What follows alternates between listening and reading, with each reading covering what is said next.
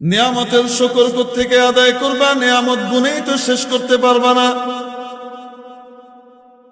সাপ, বিচ্ছু, ইঁদুর, কেঁচো আর কেল্লুই বানাতে পারতেন, চেলা বানাতে পারতেন। কোনো আবেদন করি নাই, কোনো অ্যাপ্লিকেশন করি নাই, কোনো দরখাস্ত করি নাই, তারপরেও রব্বুল আলামিন দয়া করে আশরাফুল মাখলুকাত মানুষ বানালেন। এটা কার দয়া? মানুষও আবার দুই প্রকার। এক প্রকার মানুষ গরু গাধার মতো, আরেক প্রকার মানুষ জান্নাতের মেহমান। এক প্রকার মানুষ নরকের কীট, আরেক প্রকার মানুষের মর্যাদা ফেরেশতার চেয়ে বেশি। আজমালাইক বাহরেদারি ওয়াজবাহাইম নিজেহম, আজমালাইক বাহরেদারি ওয়াজবাহাইম নিজেহম, বুগজার আজ হাজ্জে বাহাইম ওয়াজমালাইক বুগজারি। ও মানব জাতি, তোমার একটা দিক হলো পশুত্ব, আরেকটা দিক হলো ফেরেশতাত্ব। পশু দুনিয়াতে হাগামতা করে, খাওয়া দাওয়া করে, ঘুমায়, উঠা বসা করে, চলাফেরা করে, মানুষও করে। পশুর কোনো উদ্দেশ্য নাই, লক্ষ্য নাই, খায় দায় ঘুমায়, কোনো ফিকির নাই। যে মানুষের জীবনেও লক্ষ্য নাই, উদ্দেশ্য নাই, মাবুদের ইবাদতকে সে নিজের জীবনের উদ্দেশ্য বানায় নাই, সেই মানুষও ওই পশু পাখির মতো, ওই হায়ওয়ান জানোয়ারের মতো। মাবুদ বলেন বরং তার চেয়েও নিকৃষ্ট, তার চেয়েও নিকৃষ্ট। ওয়ালাকাদ দারানা লিজাহান্নাম কাসীরাম মিনাল জিন্নি ওয়াল ইনস, নিশ্চয়ই আমি তৈরি করেছি বহু সংখ্যক মানুষ এবং জিনকে জাহান্নামের উপযুক্ত করে, তাদেরকে জাহান্নামের খোরাক হিসেবে তৈরি করেছি। লাহুম কুলুবুন লা ইয়াফকাহুনা বিহা, তাদের দিল আছে, হৃদয় দিয়েছি, কিন্তু হৃদয় দিয়ে তারা ভাবে না, অর্থাৎ যা ভাবার তা ভাবে না, উল্টাটা ভাবে। ওয়ালাহুম আয়ুনুন লা ইউবসিরুনা বিহা, তাদেরকে চোখ দিয়েছি, কিন্তু চোখ দিয়ে তারা তা দেখে না, অর্থাৎ যা দেখার তা দেখে না। ওয়ালাহুম আযানুন লা ইয়াসমাউনা বিহা, তাদের কান দিয়েছে, কিন্তু কান দিয়ে তারা শোনে না। উলাইকা কাল আনআম বাল হুম আদাল, এরাই হলো চতুষ্পদ জন্তু জানোয়ারের মতো, বরং তার চেয়েও বিভ্রান্ত, নিকৃষ্ট। মেরে মুহতারাম দোস্ত, তাহলে মানুষের একটা দিক হলো পশুত্বের দিক, আরেকটা দিক হলো ফেরেশতাত্বের দিক। ফেরেশতার মৌলিক বৈশিষ্ট্য আর গুণ হলো লা ইয়াসুনাল্লাহা মা আমারহুম ওয়া ইয়াফআলুনা মা ইউমারুন, তারা আল্লাহর কোনো নাফরমানি করে না। আল্লাহ তাদেরকে যা আদেশ করেছেন সেটা পালনে তারা নাফরমানি করে না, এবং যা আল্লাহ আদেশ করেন সেটা তারা পরিপূর্ণভাবে পালন করে। আল্লাহর আদেশগুলাও পালন করে, নিষেধগুলাও মেনে চলে। এটা হলো ফেরেশতাদের গুণ। এই গুণ যদি মানুষ অর্জন করতে পারে, মানুষ যদি এই গুণে গুণান্বিত হয়, আল্লাহর মাসিয়তও করে না, আল্লাহর নাফরমানিও করে না, আর আল্লাহর তাআত আর ইতাআতে, ইবাদতে কথা মতো নিজের জীবনটাকে উৎসর্গ করে, তাহলে তার মর্যাদা ফেরেশতার চেয়েও অনেক বেশি বেড়ে যায়।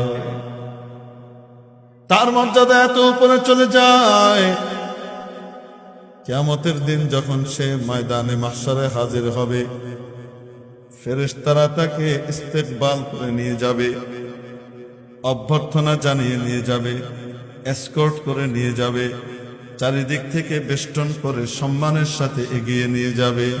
ওয়াসিকাল্লাযীনা ইত্তাকাউ রাব্বাহুম ইলাল জান্নাতি যুমারা, যারা আল্লাহকে ভয় করত, তাদের রবকে ভয় করত, তাদেরকে জান্নাতের দিকে দলে দলে ইস্তেকবাল করে নিয়ে যাওয়া হবে। কারা ইস্তেকবাল করবে বলেন না কেন?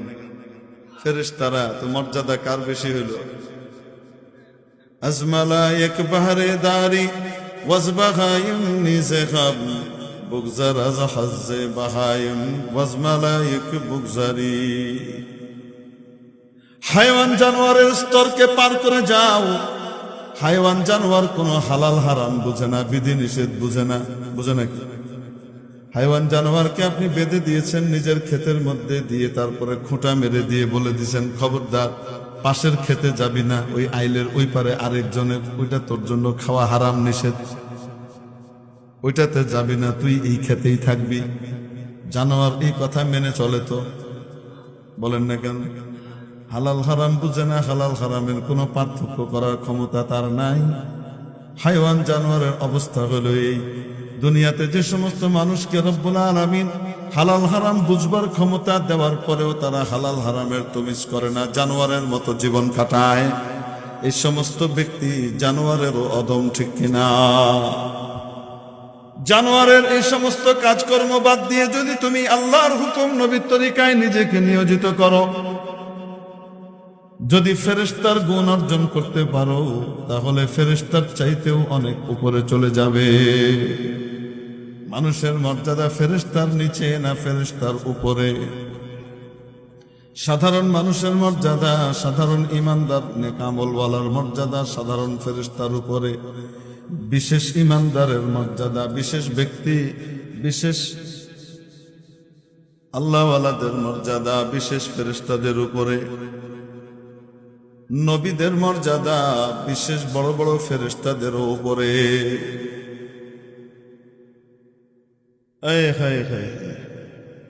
মেরে মুহতারাম দোস্ত, আজিজ ও বুজুর্গ, এজন্য বলছিলাম রব্বুল আলামিন আমাদেরকে জানিয়েছেন ওয়া ইন তাউদ্দু নি'মাতাল্লাহি লা তুহসুহা।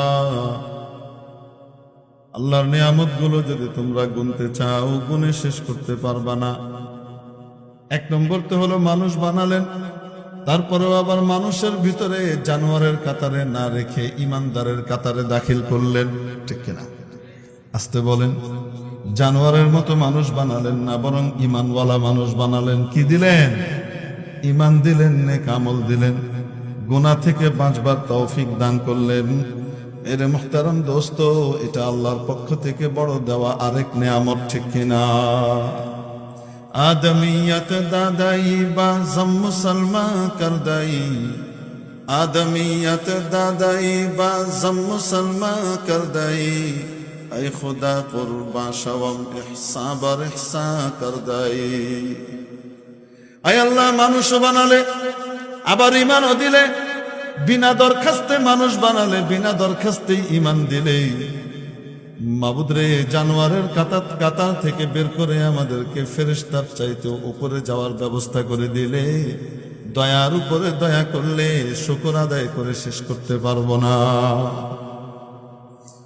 প্রিয় উপস্থিতি, এজন্য মাবুদ বলেন আমার নিয়ামতগুলা যদি তোমরা গুনতেও চাও, গুনেও শেষ করতে পারবা না, গুনেও শেষ করতে পারবা। আরো আসতে বলে, গুনেও শেষ করতে পারবা না। কত নিয়ামত গুনবা? তারপরও হাজার কোটি নিয়ামতের মধ্য থেকে বিশেষ কিছু নিয়ামত আছে না নাই? নবী পাক সাল্লাল্লাহু আলাইহি ওয়াসাল্লাম 5টা নিয়ামতের কথা বিশেষভাবে উল্লেখ করেছেন। কয়টা? ইগতানিম খামসান ক্বাবলা খামস। 5টি বিষয় আসার আগে আগে 5টি বিষয়ের মূল্যায়ন করো। বিপরীত ধর্মী 5টি জিনিস আসবার আগেই, দেখা দেবার আগেই উপস্থিত 5টি বিষয়ের দাম দাও, 5টি বিষয়কে গনিমত মনে করো, কাজে লাগাও। 1 নম্বর, শাবাবাকা ক্বাবলা হারামিক।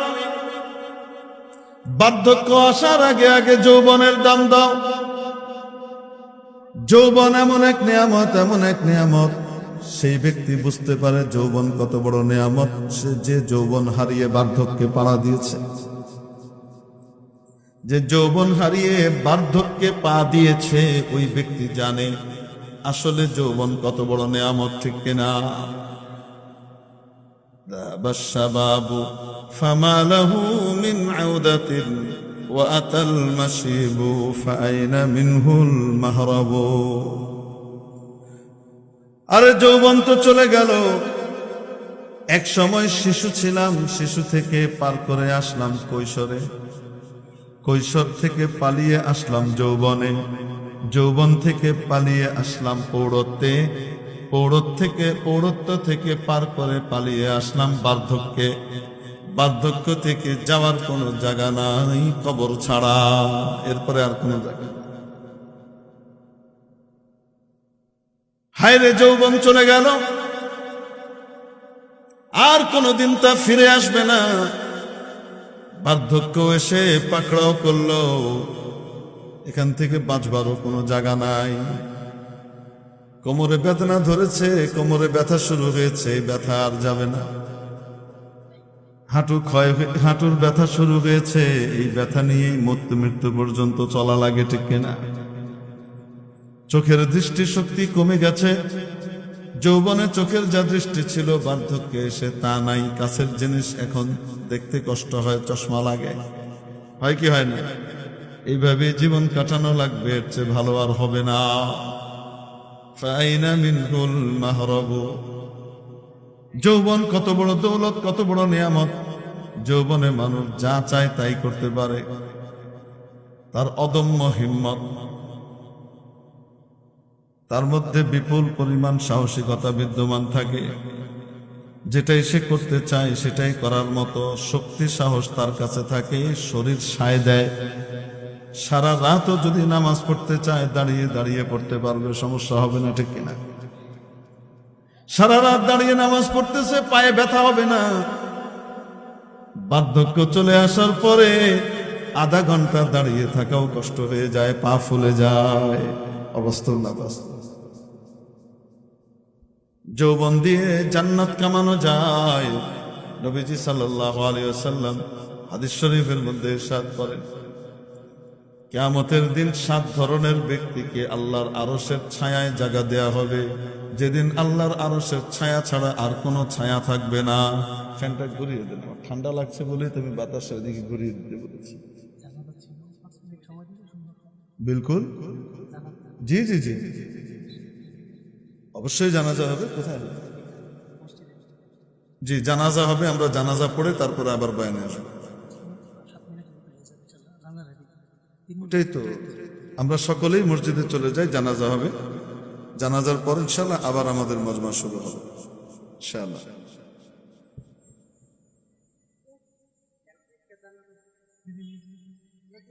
নাস্তা করে কিন্তু সবার ওযু আছে ঠিক ওরকম রাত আমাদেরকেও কাটাইতে হবে বাস এটাই সবচেয়ে বড় নসিহত তো রাসূল পাক সাল্লাল্লাহু আলাইহি ওয়াসাল্লাম হাদিস শরীফে বলেন কেউ যদি বলছিলাম যে আল্লাহ পাক কিয়ামতের দিন আরশের ছায়া তলে 7 ধরনের ব্যক্তিকে জায়গা দিবেন যেদিন আল্লাহর আরশের ছায়া ছাড়া কোনো ছায়া থাকবে না তার মধ্যে 2 নম্বরই হলো ওয়াশাবুন নাশাআ ফি ইবাদাতিল্লাহ ওই যুবক যে যুবক তার যৌবনকে আল্লাহর ইবাদতে কাটায় আল্লাহর আদেশ নিষেধ মেনে চলে ওই রকম যুবকের এই নিয়ামতের মূল্যায়ন করার কারণে দুনিয়াতে তো আরো অনেক নিয়ামত দিবেনই তাকে আর আখিরাতে আরশের ছায়ায় তাকে স্থান পাওয়ার নিয়ামতটা দান করবেন তো যৌবনের মূল্যায়ন করতে বলা হয়েছে বার্ধক্য আসার আগে ওয়াসিহ্হাতাকা ক্বাবলা সুকমিক রোগাক্রান্ত হওয়ার আগেই সুস্থতার মূল্যায়ন করো ওয়াগিনাকা ক্বাবলা ফাকরিক নবীজি বলছেন যে দেখো অভাব আসার আগেই তোমার সচ্ছলতার মূল্যায়ন করো ওয়া ফারাগাকা ক্বাবলা শুগলিক তোমার ব্যস্ততা আসার আগে অবসরের মূল্যায়ন করো অবসর সময় লা ইলাহা ইল্লাল্লাহ সুবহানাল্লাহ আলহামদুলিল্লাহ ওয়া লা ইলাহা ইল্লাল্লাহ আল্লাহু আকবার। ব্যস্ততার সময় পারা যায় না। সামান্য অবসর পেলেও সেই অবসরে একজন ব্যক্তি বেচা কেনা করতেছে, তার দোকানে বেচা কেনা করা অবস্থায়, লেনদেন করা অবস্থায় যতটুকু কথাবার্তা দরকার ক্রেতার সাথে অতটুকু বলে আবার জিকিরে লেগে গেল, অবসর সময়কে কাজে লাগায়। এই অবসর সময়টা জীবনে আর কোনোদিন ফিরে আসবে না। ওয়া হায়াতাকা ক্বাবলা মাউতিক, তোমার মৃত্যু আসার আগেই তোমার জীবনের মূল্যায়ন করো, জীবনকে দাম দাও। জীবনের প্রতিটা নিঃশ্বাস এত মূল্যবান, এই নিঃশ্বাসটা আর কোনোদিন ফিরে আসবে না, এই সময়টা আর কোনোদিন ফিরবে না। এজন্য যদি আমরা আল্লাহ নবীর বর্ণিত এই বিশেষ যে 5টা নিয়ামত, এই 5টা নিয়ামতের সঠিক মূল্যায়ন যদি করি, ইনশাআল্লাহ তাআলা আল্লাহ তাআলা আমাদের জন্য নিয়ামতকে অঢেল করে অনেক অনেক গুণে বাড়িয়ে দিবেন। দুনিয়াতেও দিবেন, আখিরাতেও দিবেন। হযরতুল আল্লাম শাইখুল হাদিস আল্লামা মুফতি ইমরান হোসেন কাসমি সাহেব দামাত বারাকাতুহুমুল আলিয়া তাশরিফ নিয়ে এসেছেন। হযরতের বয়ান শোনার জন্য আপনারা অধীর আগ্রহে অপেক্ষমান, আপনারা পাগল হয়ে আছেন, আমরা সকলেই জানি। আবার তার আগে আমাদের আরেক শেখ সামান্য আলোচনা করবেন, তারপরেই হযরত শাইখুল হাদিস সাহেব আল্লামা ইমরান কাসমি সাহেব তাশরিফ নিয়ে আসবেন। এজন্য আমরা প্রত্যেকেই জমে বসে বয়ান শুনি, নিজের জীবনকে এই কথাগুলো অনুযায়ী কাটাবার জন্য নিয়ত করি। ওয়া আখিরু দাওয়ানা আলহামদুলিল্লাহি রাব্বিল আলামিন।